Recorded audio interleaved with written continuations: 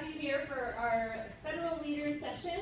We have one of our speakers is here already. You might have had a chance to meet Sue Hatfield. I'll give a more formal introduction later, but she's going to be watching you in this initial activity, which is all about debating skills. So we're going to start with you guys, and I'm going to introduce, this is the usual format. We're going to start with you guys doing an activity, then you're going to get to practice the debating skills.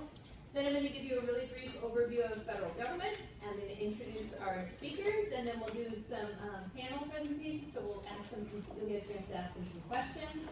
And as always, if you want a snack, feel free to grab one at any time. And if you need to go to the ladies' room or wherever, just ask a mentor, and you know where they are. Okay, so you all know Ellie Carter, right? Now you do. She is second-year mentor. She led our debate activity last year. She's a junior at Richfield High School. She won 3rd place in the high school state debate tournament. Wow.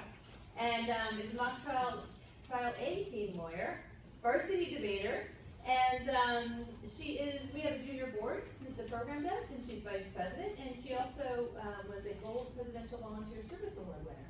So, Ellie Carter. Round of applause. Okay, Ellie has a co-presenter, Kavya Anand. Welcome, Kavya. Thanks for being here. Richfield sophomore, also one of our wonderful mentors. Mock trial B team lawyer, debate team member, and has a first degree in black belt in karate. Wow. And a martial arts instructor. Okay. Wow. If you ever have extra time, maybe you could teach us a little of that too. All right. I am going to hand off the clicker. Tell us about debate, please. Of course. So before we get started, does anyone have any sort of ideas of what they think debate is, or what you think a debater does? Or just in general about talking in front of people in public speaking? Yeah? Maybe trying to persuade someone. Trying to persuade someone. That's great. That's a really good It's like a polite argument, kind of. polite argument. That's a really good way to phrase it. Anyone here like to get into polite arguments sometimes? Your parents are in the back, so maybe they can answer that one too. So, a debate, you want to say where Yeah. So a debate is a formal discussion or an argument between two people. So a lot of times, so like in high school debate, which Ellie and I do, we are given a topic and we prepare our argument based on some information that we get about that topic. And then we argue our side using the evidence we were given and then the impact that has on the topic and how it affects us in our world. Yeah. So obviously debating is part of our government in that we're a democracy and we want people from all different opinions and points of view to be heard. So that's kind of why debating is an essential part of our country as a whole, and that's part of why we want to teach it to you, not only because it will make you a better public speaker, it gives you more confidence, but also just being able to share your ideas is really important no matter what career or what job or what just fun things that you like to do in your free time. So some important things to keep in mind when you're debating. First of all, you want to be civil, you want to be polite. So whoever said a polite argument over there, you always want to remember that you're being polite to your opponents because they're not really your opponents in life, they just disagree with you on this one topic. You also want to make sure that you're making eye contact, good eye contact. You're not looking down at your paper and speaking kind of quietly like this. You want to, of course that's fine if you are just getting started, but when you become more confident, you want to be able to talk to people when you're speaking in front of the room, speaking slowly enough to make sure that people understand what you're saying. So if I'm ever speaking too quickly, let me know and I'll slow down. And being organized. So a technique that we use is called signposting. And basically what that means, and you'll hear us do it later, is when you're going to give an argument, and this works if you're writing an essay or if you're giving a speech, you want to start by laying out your points, your 3 main points, what you're going to be talking about, and then move into them. So people have an idea of what's going on. If they were to just walk in right at the beginning and not know anything about the topic you're speaking about, they should be able to figure out what's going on pretty quickly. So, as Colin mentioned earlier, when you're debating, you want to start off with your assertion. So, what your claim is, what are we talking about here? Chocolate ice cream is better than vanilla ice cream, maybe. Then your reasoning, we like to say 3 main points because that's easy to remember. ever written an essay in school maybe where you have 3 body paragraphs? That's kind of a similar thing, yeah? Does that sound familiar, ladies? Yeah. Your impact, so why does it matter what you're saying? And everything you say, you want to have evidence to back it up because that makes it more convincing when you don't just say, a lot of people like chocolate ice cream. You can say 75% of people in a survey by the New York Times said that they prefer chocolate ice cream. Which one sounds more convincing? Second one. So, and when you're speaking, as I said earlier, you're going to start by giving an overview, an introduction of what's going on. Then you're going to go into what we call a rebuttal after you examine your points, which is basically saying, this is why I'm right, but a rebuttal is, this is why she's wrong. Because you don't want to just talk about your points, you want to address what other people bring up. Because part of debate is it's almost like a conversation where you say what you think, she says what she thinks, and then you respond to each other. So if you're just talking about yourself, that's not a very convincing debate because then the judge goes, well, what about what she said? So you want to make sure that you address what the other person said as well. And then you close up at the end. So, yeah, so we're just going to do like a little demo debate. We've both prepared like a couple of points on the topic, which is better, a 3-hour delay or a snow day? So. That's a very important topic. We just wanted to like give an example of how you might lay out your arguments or argue something without making it too heavy yet. And then we'll give you guys a chance to try as well. Yeah. I'll start. Hello everyone. My name is Ellie Carter and I'm here to tell you why a 3-hour delay is much better than a snow day.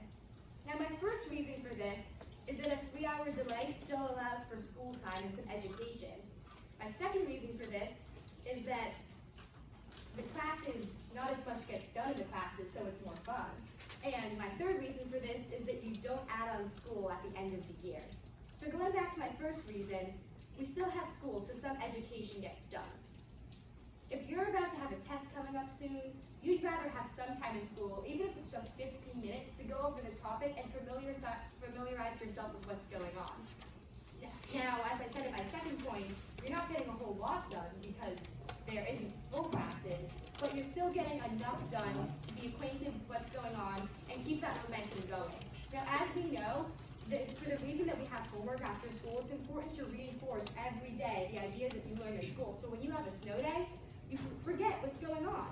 But if you have a 3-hour delay, you have just enough time to remember what's going on, but you don't have to take any tests, you don't have to take any quizzes because there isn't enough time for that. And then my last point is that we don't have to add on school at the end of the year. How many people are going to school and it's June 20th and you're thinking, why am I not at the pool right now? Now, if we had 3-hour delays instead of snow days, we wouldn't have those extra days at the end of the summer. And that's why I think that we should have 3-hour delays more often than snow days. And now, my partner, Kavya, is going to speak to the other side. Alright. Hello, my name is Kavya Anand, and I'm going to be arguing today that snow days are much better than 3-hour delays. My first reason for this is that you get some time to relax. My second reason for this is that you can be still as productive as if you were in school. And my third reason is that you get to spend more time with your family. So for my first contention, I argued that you get some time to relax. So how many times has it been the middle of the month and you've been like, oh my god, there's so much school, I'm so stressed, like I have this quiz coming up. Well, now you get some time to relax and clear up your mind, and you can just let yourself de-stress so that everything isn't piling up. That snow day is a nice break in the middle. My second reason, I'm arguing that you can still be productive. During this snow day, it's not necessary that you just sit around and watch Netflix all day. This is a really good opportunity to catch up on some of your studying, maybe go over some points that you don't really understand. And this is a good time to do it without any other distractions. And you can ask your parents for help, which leads to my third contention, that you can spend more time with your family. In our busy lives, we don't really get a chance to just spend time with our family without running around in the car from one activity to another. But on a snow day, you get to be at home. You can do whatever you want with your parents. Maybe watch a movie or go build a snowman. And for this reason, for these three reasons, I argue that snow days are much better than 3 hours late. Thank you. So, as you can see, we both kind of went through our three main points. We had an opening and a closing. We didn't have a lot of time to do a rebuttal because normally we would have more speeches to do that. But now we're going to give you guys a chance to practice your rebuttaling skills. So we're going to play a little game called I Couldn't Disagree More. And if you're used to disagreeing with your siblings or your parents, you're going to be really good at this. Yeah, this is a fun game. So basically, at each table, you can get into pairs or groups of three.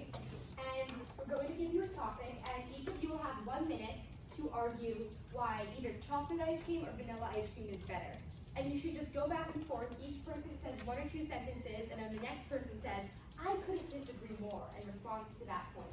And we'll just keep going until each person has gone for about a minute. Yeah, so for example, I would say, I think that chocolate ice cream is way better than vanilla ice cream because 70% of people says it tastes better. This is a totally made up statistic, by the way. And then I would say, Kavya, I couldn't disagree more because more people have allergies to chocolate ice cream than vanilla ice cream, so fewer people can actually enjoy it compared to vanilla ice cream. And then she would say, I couldn't disagree more. so you go back and forth like that until you've kind of exhausted everything. And it's a really good exercise in just thinking on the fly and practicing your public speaking. So yeah, if you want to get started with that, we'll be walking around to help anyone who needs help, and then we're going to do a quiz debate after we get into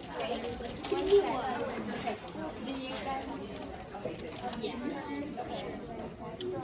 Here, why don't you come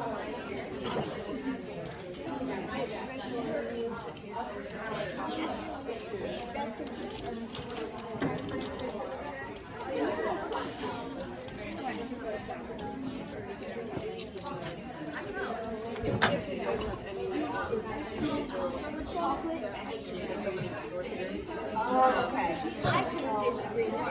Vanilla goes with many different toppings. And so does chocolate. And vanilla makes those are like rich. And vanilla beans are like really nice. No one likes the word boys. It actually goes with other chocolate things. Like there's no vanilla things that are like real.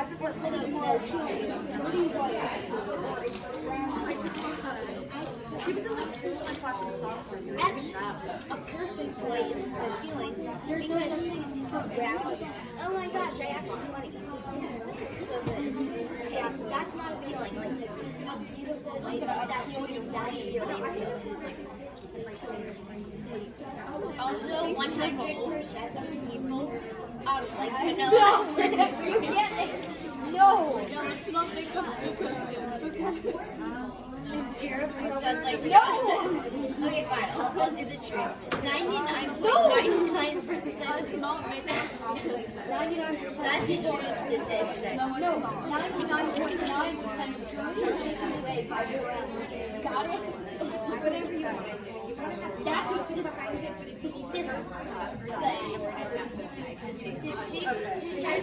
I hear some biased numbers over here. You said 99% of people like what? exactly. You're correct. See, we've got a true debater who actually agrees with me. What am I agreeing with? I 100% agree with that. I just am not sure what Yeah, I see, 100%. Do you like chocolate or 100%. vanilla? vanilla ice cream better. Good. So, 2 out of 1, like 2 out of 1 vanilla. So that's true. 2 out of 1. 2 out of 3. 2 out of 3. See, this is called a bias It's statistic. okay. Yeah. I got it 5. So 2 out of 1. Because vanilla is more appealing and more like toppings can go on it. Also, yeah. Well, would you like to eat this dirty carpet, or would you like to eat like this paper? Like paper is more appealing than a carpet, okay? Just like vanilla ice cream is more appealing. Like I've eaten paper way more times than I've eaten carpet. But I'm free vanilla ice cream or chocolate ice cream. But that's just me. Wait, I keep going.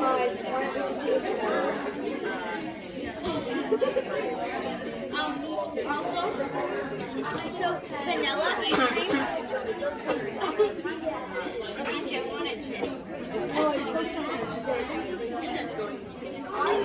Also, vanilla ice cream goes like with chocolate ice cream, but you can't like put chocolate or vanilla ice cream with chocolate. There's only one type of vanilla.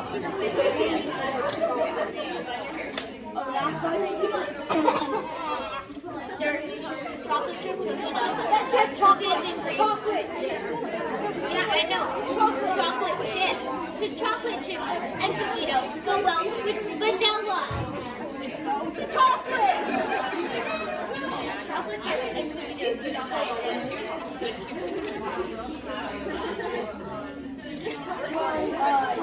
Joke's on you, but you got a vanilla cake. You're supposed to get a chocolate cake.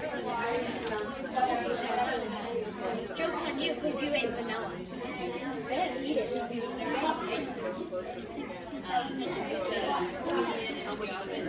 there was vanilla. As you can see, everyone wanted vanilla. No one. They were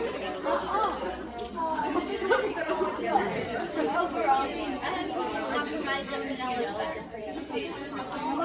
I'm very biased. I'm very biased. You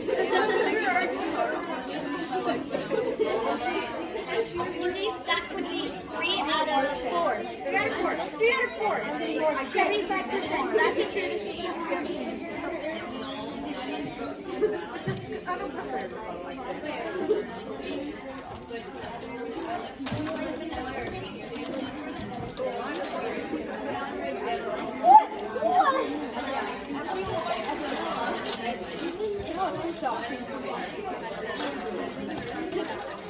You see, if you just 4 out of 4 people, like vanilla ice cream, see, that's 100%.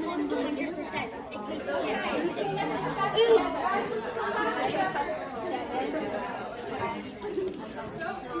I know. Really good things going around. Does anyone have anything they want to share before we move on?